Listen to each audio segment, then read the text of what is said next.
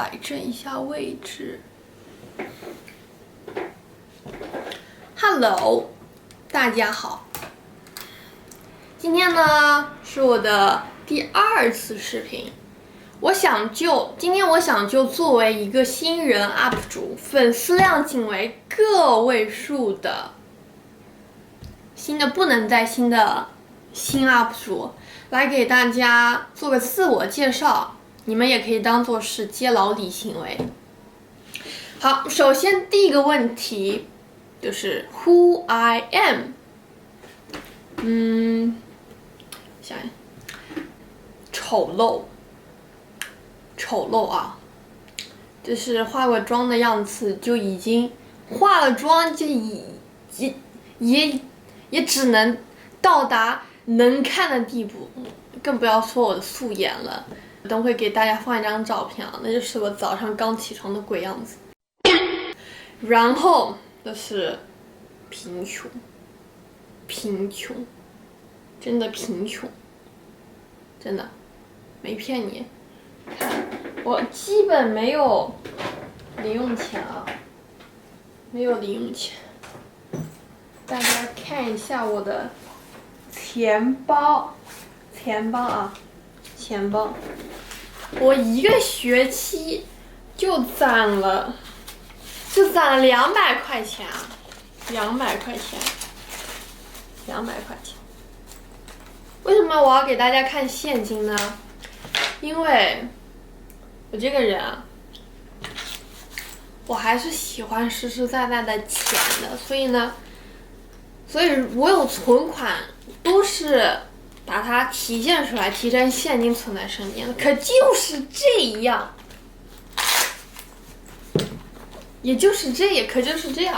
我也就存了200块钱，还有一个5块的，这不知道什么时候给我塞的。至于这些银行卡什么的啊，想多了，余额都是零。唉，是真的穷，不是我骗你，真的，我没有在搞笑，这是事实。然后就是性别为女，大家都看出来吧啊，我不是男生啊，异性恋，然后我呢专业是学电脑的，但是技术又不怎么行的大三老油条啊！天哪，我的青春只有2年了。算了，不提了。老了呀，现在都是10后了，早已拍死在沙滩上。问题来了，就你这样的也想当 UP 主？开玩笑的嘛。我原本也是这么以为的，但是随着互联网的发达，我看到很多像我一样普通的老百姓，他们也积极的在网络平台上发光发热，所以呢，我也要向他们学习。好吧，我也不信。说实话吧，大家做博主不就是为了流量，不就是为了赚钱吗？我也是啊。贫穷的我就是羡慕那些网红的收入啊，真的超级，真的吓死人哎！所以我就超级嫉妒和眼红。但是那句话怎么来说的？理想很丰满，现实很骨感啊。当我自从上周上完视频这1周下来，我的心情真的是跌到了谷底，真的，现在还有点没缓过来。这里呢，我先给大家讲一下我的心路历程。我先是在 YouTube 上传了我的第1个视频，也就是大家可以去看一下，但是我相信大部分人不会感兴趣。分享了我自己实习中收获最大的东西，最有价值的东西，可就是这样。播放量呢，你懂的，我不说了，就很惨淡。为什么呢？我觉得都是不能再干的干货了呀。可能是因为受众面比较小吧，我是这么安慰自己的。然后我盯上了火遍国内外、火遍大江南北的 TikTok 啊，国外版的。第一天呢，我上传了一个吃播视频，播放量189，还有2个不知名的兄弟给我点了个小心心，我自己点了一个，一共3个赞，真的逼掉这一把，我真的当时真的开心坏了，好吗？这么简单，然后我的信心就暴增。好了，我以后就在 TikTok 大展身手，施展抱负了啊！当时我是这么想的，然后上传了之后2天，我又连续上传了2、3个视频，播放量都为0。我的网没有问题啊，视频我也觉得还可以啊，那讲的也是 English 啊，没道理听不懂呢。Why baby why？ 为什么播放量是0呢？难道是我发的不够多吗？这里希望各位有经验的在下方给我支招，我也不知道为什么是0，是它的算法问题吗？我不懂，真的不懂。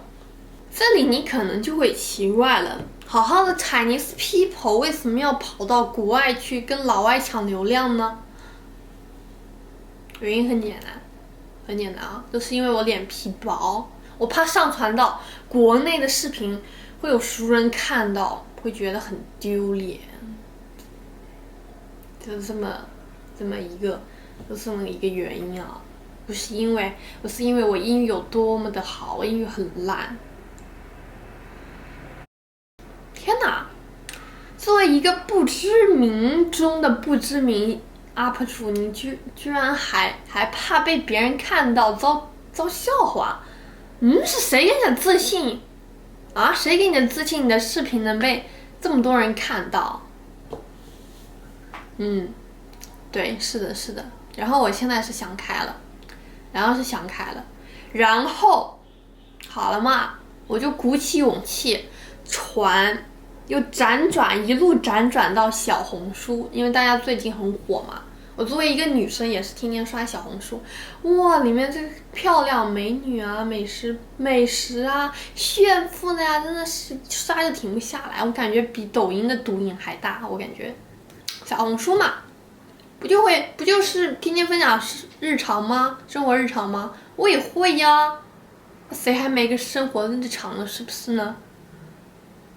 我当晚就发了2条，但奈何 PK 不过人均身价过亿的白富美们，最后还是悄咪咪的逃离了战场。斗不过，真的，作为这么穷的我来说，怎么在小红书上很难生存下去啊？因为我感觉那些博主都是在烧钱，就像我一个零花钱才多少，就比如说做个美妆，买那些美妆产品都要花掉我很多钱，好吧？算了，我还是算了吧，这滩水我烫不起，再见。前几天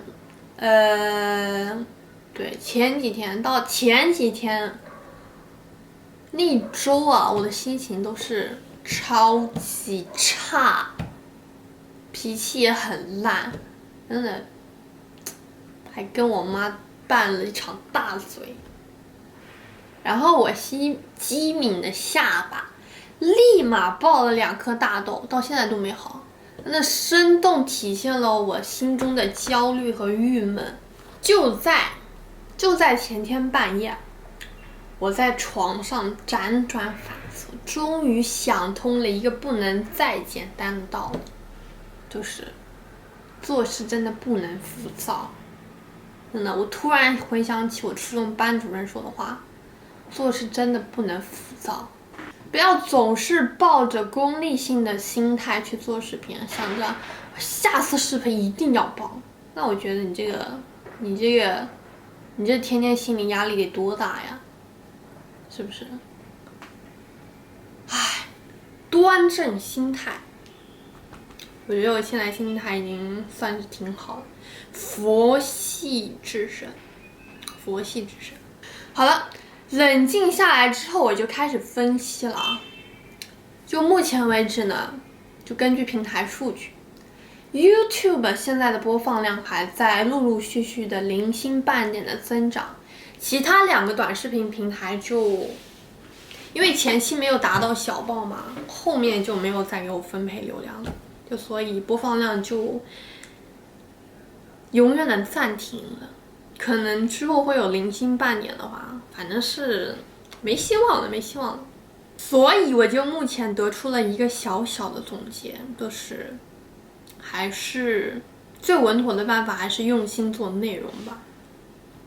所以新人 UP 主呢，真的不用太纠结于拍摄跟剪辑视频的方法，不用老是想着我要做怎样高大上的视频。就我们目前这个水平，真的是不要想一口吃成棒次，不可能一步登天的，慢慢来嘛。谁还不是从最基本的慢慢进步的呢？大家都是这个道理啊，是不是？你翻那些大 V 之前的视频，也就拍的那个样子嘛，没必要一开始就想那么多。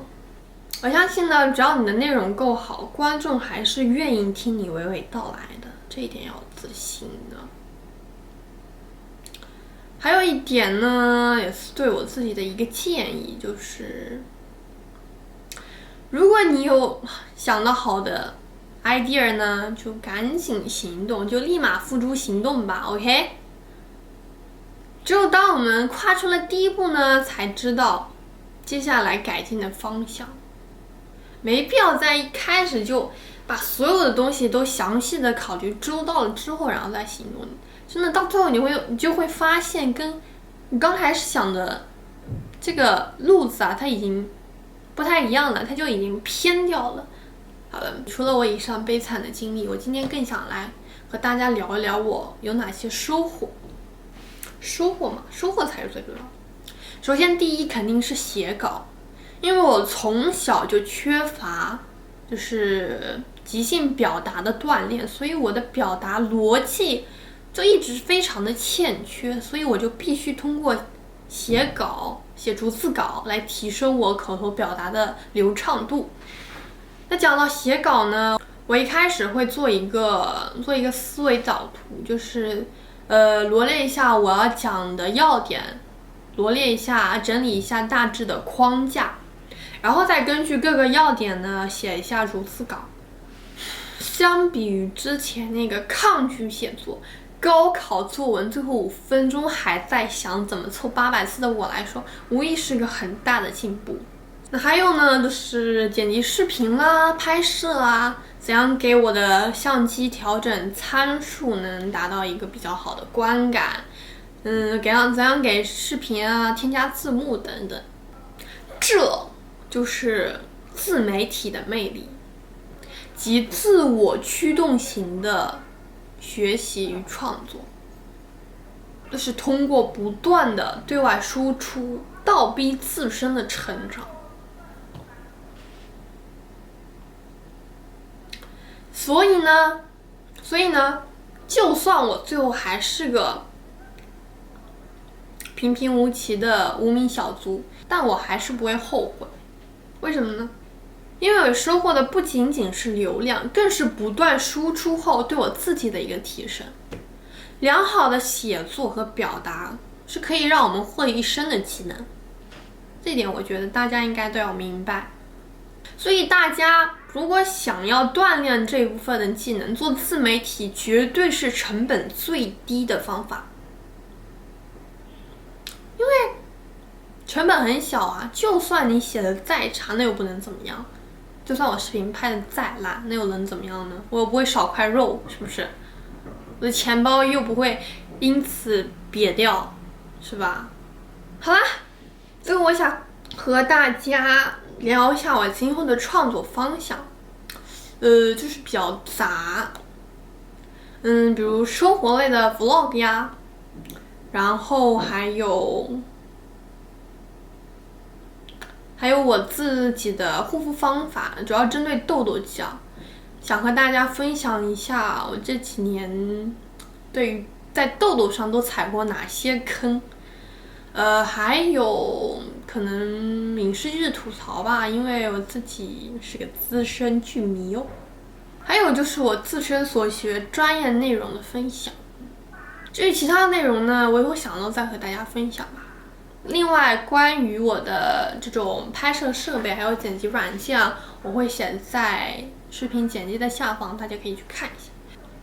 好了，本期视频就到这里啦，老板们记得点赞加关注哦，爱你们！